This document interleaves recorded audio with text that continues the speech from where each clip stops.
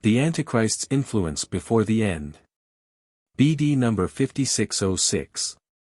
The influence of the Antichrist will also hasten the end, for then the hardship of my own will reach its highest peak and necessitates my coming in order to put an end to this adversity.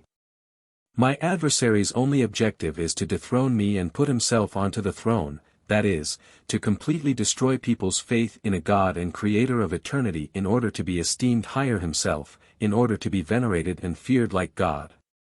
He does not want to own people's love, only their submission. He wants to control everything and thus be supreme ruler. As long as people still have faith, as long as they acknowledge a power above themselves to which they will have to give account one day, they will not yield to the one who demands something from them that is God opposing. And therefore, the adversary will proceed against this power by trying to eradicate the belief in me, and this by brutal means which will make it difficult for my own to remain faithful to me. Yet the strength to persevere will be provided to them by me in abundance. I will so visibly reveal myself to them that their faith will become increasingly stronger, that they will accept all detriment in the realization that I alone can give and take and will truly repay what is inflicted upon them on earth.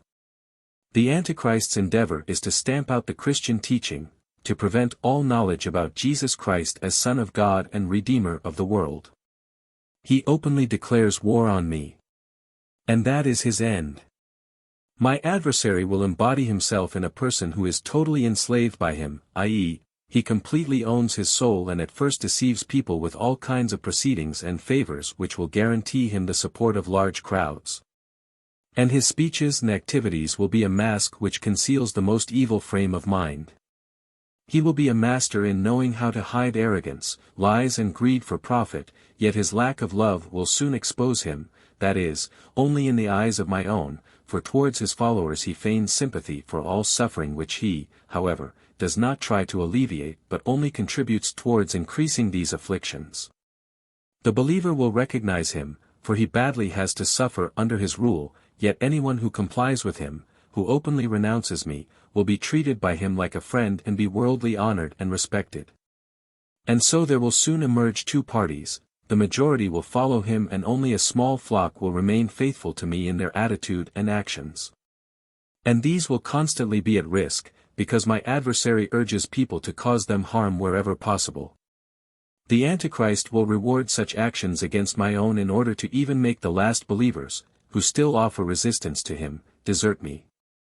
This will be the start of a time of bitter distress for my own, and yet it will be bearable because they will be allowed to receive an exceptional gift of grace, because I will show myself where people are in danger of weakening. I know each individual person's will and attitude towards me, and I will truly not let my adversary gain the upper hand over his soul. Besides, the end is near and my believers are faithfully devoted to me in their hearts, therefore I can show myself to them beyond the law in order to grant them strength. And many people will get to see me, and then no power on earth will be able to destroy their faith in me. Then they will also joyfully give up their life if I require it. But I will put an end to my adversary's cruel game. When he believes himself to have won, I will come in the clouds and judge the living and the dead. I will fetch my own before I accomplish the act of destruction of the earth and all its inhabitants.